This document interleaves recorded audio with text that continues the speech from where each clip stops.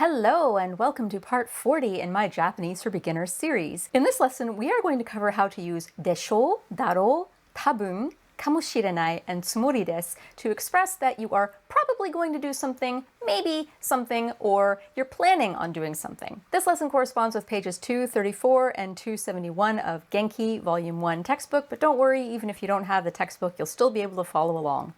では始めましょう.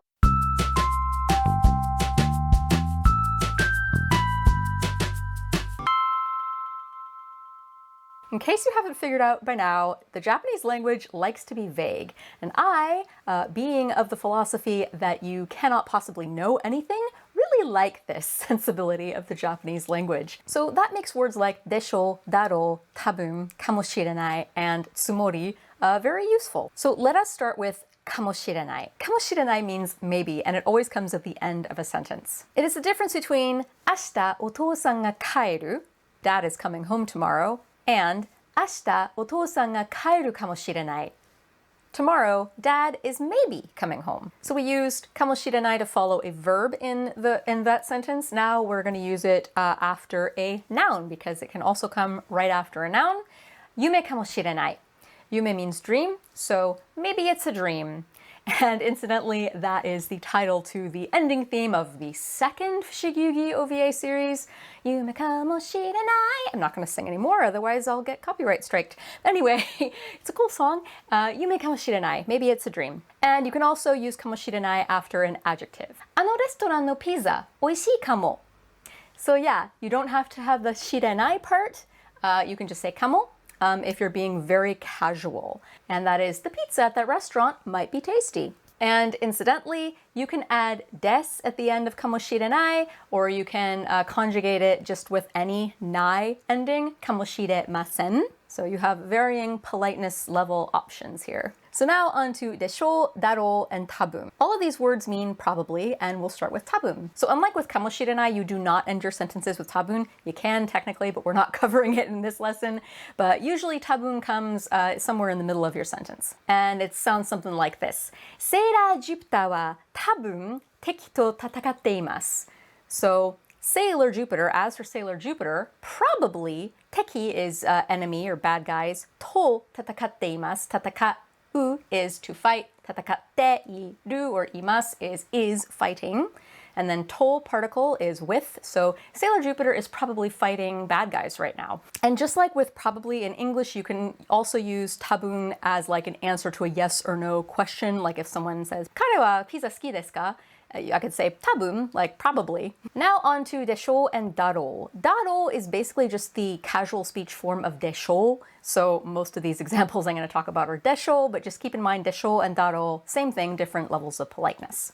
So the placement of deshou, it's basically desu, but where desu is just a generic sentence ending, deshou is more like a probably sentence ending, and you use it for statements where you're not 100% certain that this statement that you're saying is true. You're pretty certain, but you're not 100% certain that it's true. So back to tomorrow and Dad and coming home. 明日お父さんが帰るでしょう.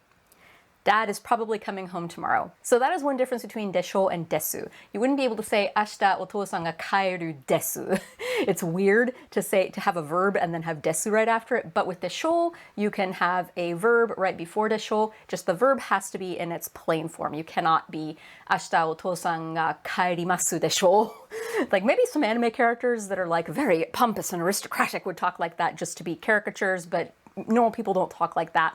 Plain version of a verb and then deshou. And then another note, as I mentioned earlier with deshou, you're 99% certain that this thing is true. It's probably, but it's like really probably. So this subtlety, I often just don't even translate that into English because we are more decisive in our speech. This is really more a cultural thing, less a linguistic thing. So if I were translating the sentence 明日お父さんが帰るでしょう, I would probably just translate that as Dad is coming home tomorrow. Depending on the context, like maybe I would translate it as tomorrow Dad is probably coming home. But I would usually translate that as Dad is coming home tomorrow, just because again, it's more a cultural thing that they're being vague with でしょう, whereas in English we just wouldn't be that vague. We would be a little more confident, even if there's a 1% chance we're wrong. So you can also use でしょう or darou after a noun or an adjective, not just a verb. So here's another sentence. ゴードン・ラムゼイの手料理は美味しいでしょう.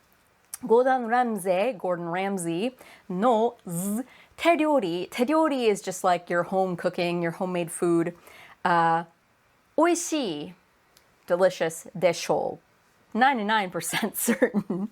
So look at my translation for this one. It's a safe assumption that Gordon Ramsay's home cooking is delicious. So in this case, I wouldn't necessarily translate that as Gordon Ramsay's home cooking is delicious, because the context here is that I have never eaten Gordon Ramsay's cooking. I have seen him cook several times, so I can assume it's a safe bet.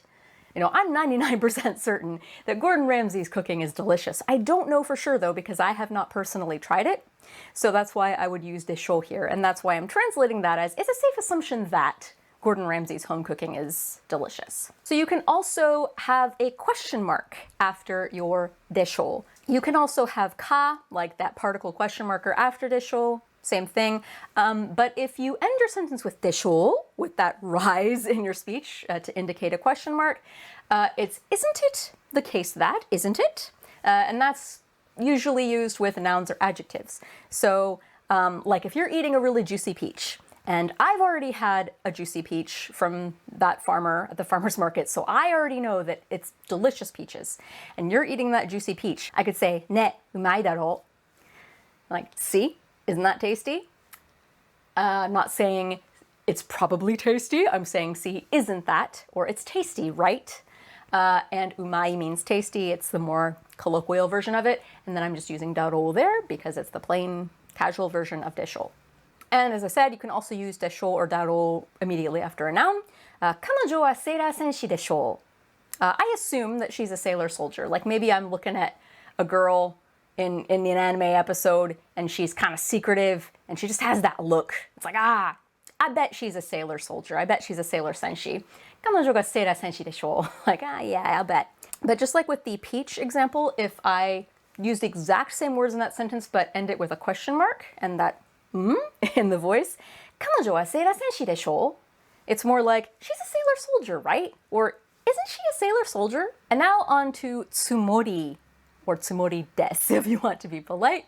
So tsumori is at the end of a sentence after the plain version of a verb. For this lesson only, we're just going to be looking at the plain dictionary form of a verb. You can use tsumori with other forms of verbs, but then it takes on different meanings. So we're only going to look at the one way of it working, which is right after the dictionary version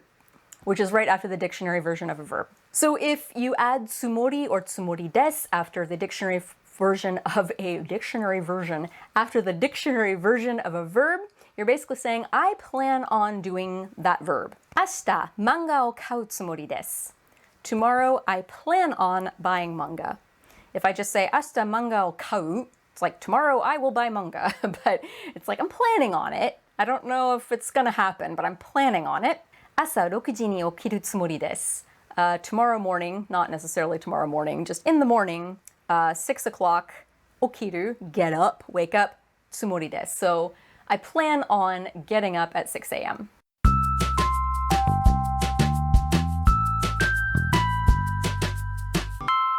Now we are on to the review section of this lesson. I'm going to repeat all of the model sentences, and then there are timestamps in the video description and in a pinned comment at the top of the comment section. Just click on whichever timestamp for whichever phrase you want me to repeat over and over again. Use your pause button. Use your video playback speed in the YouTube player. You can make me speak slower or faster to your liking. Also, don't learn all of your Japanese from me. I have links to other resources for learning Japanese in the video description. 明日お父さんが帰る. 明日お父さんが帰るかもしれない. 夢かもしれない. あのレストランのピザおいしいかも. セーラージュピターは多分敵と戦っています. 明日お父さんが帰るでしょう. ゴードン・ラムゼイの手料理はおいしいでしょう.ね、うまいだろう。彼女はセーラー戦士でしょう。彼女はセーラー戦士でしょう。明日漫画を買うつもりです。朝6時に起きるつもりです。Thanks for watching! In the next and final lesson of this Japanese for Beginners series, we are going to look at なければいけません to express that you must do a verb. Thank you to all of the patrons who support this and other series on this channel. If you felt like this video was too easy, I have some more intermediate level stuff floating above my head, one where I teach Japanese through Sailor Moon, and the other where I teach Japanese through anime songs. But if this was the right pace, I hope to see you in my next and final episode. Until then, またね